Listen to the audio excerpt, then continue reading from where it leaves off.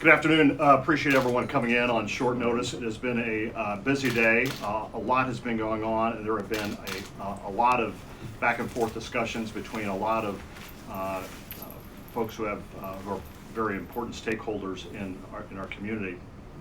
As you may know, just within the last hour, Governor Holcomb issued an executive order that has several components to it. Myself and the 3 county commissioners are here today to support that executive order. Among the highlights, limiting non-essential gatherings to no more than 250 people. Schools that might end up closing will have a 20-day waiver required on the required 180-day instructional days. Child care and daycare facilities should institute social distancing and minimize large groups, and nursing facilities and hospitals should restrict and screen visitors. The last two seem like very common sense, and we certainly encourage people to do that. We encourage people to use all the good hygiene that we've been talking about and people around the country and the world have been talking about for many weeks. That can't be stressed enough. Among the people who've been in meetings with us today is County Health Officer Dr. Ken Spear. He's here, he'll speak next, and then Dr. Smith, and then Commissioner Hatfield, and Commissioner Musgrave and Commissioner Shoulders are here too if you have questions of them. Dr. Spear? Thank you. Pursuant to Indiana Code 16-20-1-24 and the executive order issued by the Governor of the State of Indiana as Health Officer of Vanderburgh County, Indiana, I recommend the schools within Vanderburgh County be closed effective 5 p.m. on Friday, March 13th, 2020 through Friday, March 27th, 2020 as deemed necessary to prevent and stop coronavirus COVID-19. The situation concerning coronavirus COVID-19 is being continuously monitored and assessed by the Indiana State Department of Health and the Vanderburgh County Health Department, and further updates may be issued as necessary. I would like to make 2 other comments before I release the dais. To protect our healthcare workers, we are strongly recommending anybody that feels they need to be tested or that has symptoms of fever, cough, or shortness of breath, call ahead before you show up in the emergency room. And the call numbers for Deaconess is 1-812-450-6555, 812-450-6555, and St. Vincent 812-485-CARE, C-A-R-E. And then also recommendation to the seniors, which I am one of them. You're going to be much safer in your own home than out at large gatherings. So please understand that social distancing is very important for seniors because they are at the highest risk for significantly bad outcomes. Thank you.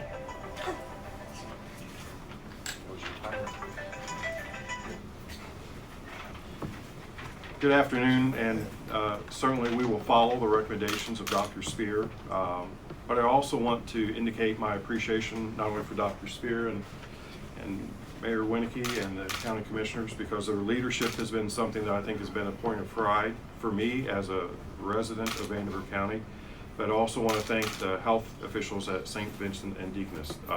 This has been a very collaborative effort, and I think that is among one of the strengths of our community. So basically what this means is that we will close our buildings beginning tomorrow at 5 p.m. We will send out a communication to our parents, to our staff, and to community members, and we will then commence deep cleaning and sanitizing for all our facilities as we have been doing, and additionally as we've been doing for our buses. And the fortunate aspect of this is that we begin spring break on March the 23rd. We will continue to monitor the situation with our healthcare officials, and then we will make a determination during the week of the 23rd to see if this closure is going to be prolonged. But a lot of information is going to be forthcoming. I'd be remiss if I did not express my appreciation for my team. We're prepared for this, and while this is what no one really wants to have happen, I think this really puts our community in a position of leadership among those in Indiana as saying that we're going to deal with this in a very proactive manner. So once again, my appreciation to all the the leaders that are up here. Commissioner Hatfield. Yep. I'm Jeff Hatfield, President of the Vanderburgh County Commission. I'm here with my fellow commissioners Cheryl Musgrave and Ben Shoulders.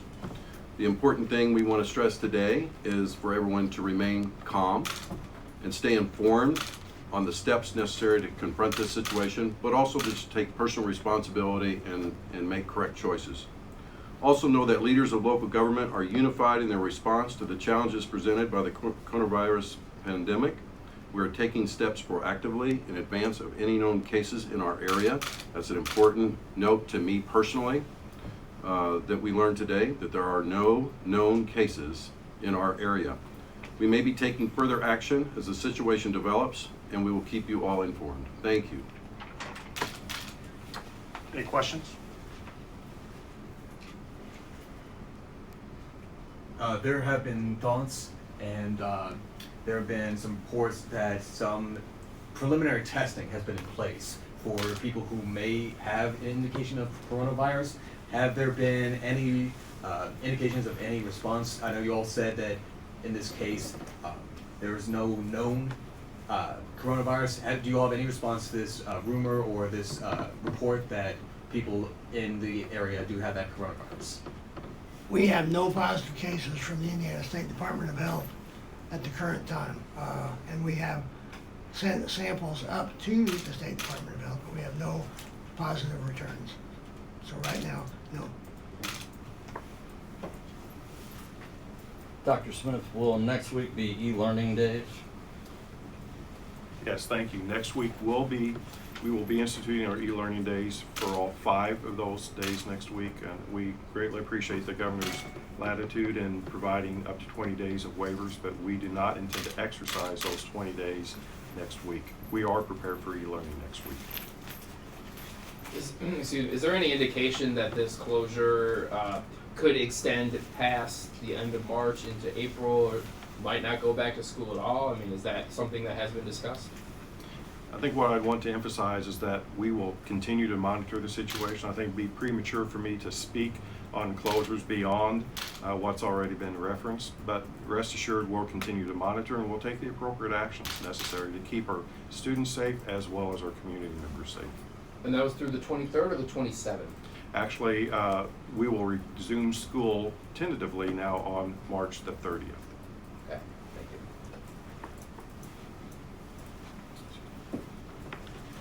you. I think a couple points need to be emphasized. While Dr. Spears issued this order, the school corporation is going to abide by it. The governor has issued his executive order. I think it's important to note what we're not urging people to do. We're not saying don't go to restaurants. We're not saying don't live your lives. We're saying practice good hygiene, be smart. If you are elderly and have underlying health conditions, be alert to those and make sure you know where you are so you're not putting yourself in any greater danger. But we are not saying don't live your lives, just be smart about what you do. For the students that have like free reduced lunch and things like that, are there going to be any programs for them during this time that you guys are doing e-learning and things like that? Yes, we'll operate as we do for our summer learning sites. That information is going to go out to parents. We did conduct a survey yesterday, I believe, beginning at 7. So parents provided feedback, but we want to make certain that students have the opportunity to eat. So they will be able to pick up meals that will include lunch, then also shelf-stable milk that will also include breakfast items for the next day. That certainly is a consideration that we take very seriously when we entertain an action like this. So I'm very appreciative of our food service employees and their desire to continue to make certain that every student is fed in Vanderburgh County. We've seen a number of cancellations with the NCAA tournament. We've seen cancellations both with EVSC. Citywide, should we anticipate any additional cancellations of any events or large gatherings? So I think the governor's directive will dictate a lot of what happens, and that is no unnecessary gatherings greater than 250 people. So that will eliminate or force a lot of activities to close. We expect people to abide by that, and I think if people understand what the greater good is, and the attempt is to look out for public health. And I think people, and I believe this will happen, but I think people need to take into account that the leaders that are up here and other leaders in our community who are making these decisions don't make them lightly. We're doing it with the best interest of the community at heart, and if a fundraiser has to be postponed, or a musical event or a concert has to be canceled or postponed, we don't like that, but it's part of trying to protect the public health. Does that mean for now there's going to be no events at the Ford Center?